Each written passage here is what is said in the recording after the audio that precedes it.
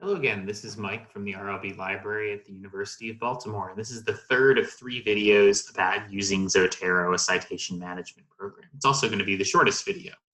So previously, if you've watched the other 2 videos, we talked about setting things up and getting sources into Zotero. Now let's talk about the reason everyone loves it, getting sources out of Zotero or doing the citing, right? So I already have, if you followed along before, couple of sources that I put in my dummy folder, right? So what do we do with them? Well, let's go to a Microsoft Word document and see. So here's a Microsoft Word document that I pulled up at random on my computer just to show you. And if you did what I told you all the way back in the first video and made sure that you had Microsoft Word closed, you should have now something that wasn't there before, which is a new tab at the top that says Zotero, and that has 2 or 3 nice little features here that help you do citations. So how do those work? Well, let's see.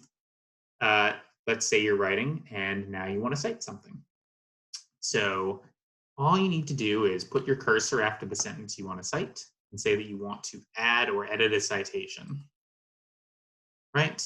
You remember in the second video, there was a Lawton as an author. So I just remembered the author. I want to cite that, say. If there were multiple matches, they'd all pop up, but I know I want this one.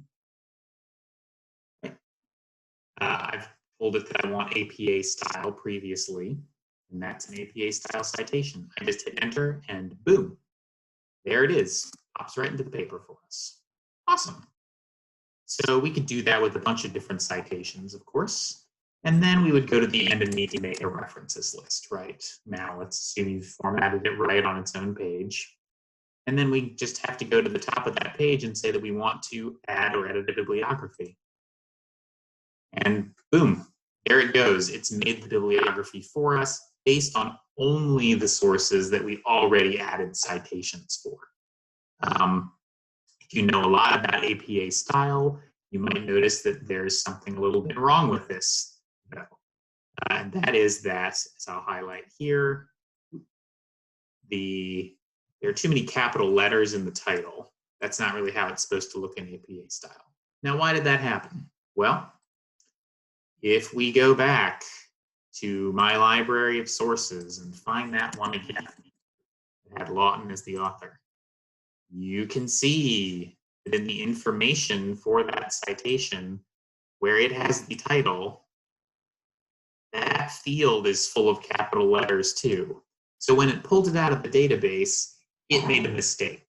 So don't trust this to do perfectly everything for you. It's only as good as the information you give it. So that's the easy way to do some citations using Zotero, as long as you've got all the information. Now, that said, there is another way.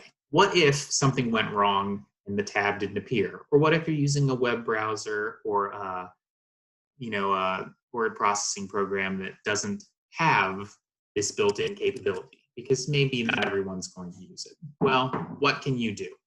There is another option. So first I'm going to delete this citation, and then I'm going to make it again in a different way. I go back to Zotero and I have my source. If you right-click on the source and then say that you want to create a bibliography from the item, you can do this with lots of sources at once if you pick a bunch from a list. It asks, what style do you want? I'm going to say I want APA. And then right here, you've got some output methods. The one you probably want is this one, copy to clipboard. Great. So you're going to say OK. And it looks like nothing happened. But what it's done is it's stored that information in the memory of the computer. And then all you have to do is go back here and paste. And boom, it's done the same thing that it would have done before. Just you manually pick the sources this time rather than generating them from the citations that you put in the text of the paper. So those are the 2 ways that you can make sources and do the citations for you with Zotero. It's got a lot of styles. There are many other things you can do with Zotero, so I would encourage you to go check out the website, zotero.org. It's got a lot of information there about all different kinds of things and pretty good documentation. So that's a quick overview though, and I hope that you've learned something and you'll enjoy using Zotero.